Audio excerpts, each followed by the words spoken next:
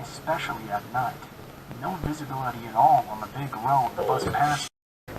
When I heard footsteps behind me, I understood.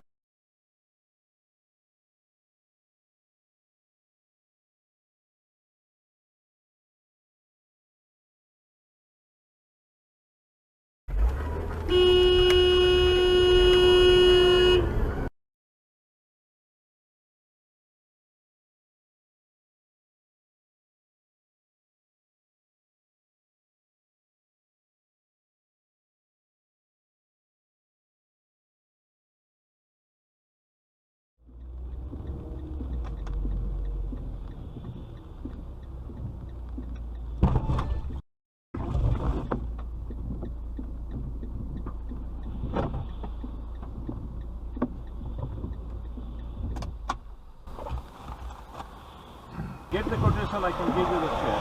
You can go to the collision center right here, straight forward. On the way, I just like to drop my son off. I don't want him to go through all this. And then you and I can work this out. I'm just requesting this. No, if you leave the scene of the accident, I'm going to grab your license plate. I mean, I'm sorry, but... I'm telling you that I will give you the check right now. We can go get the quotation. It's not going to happen.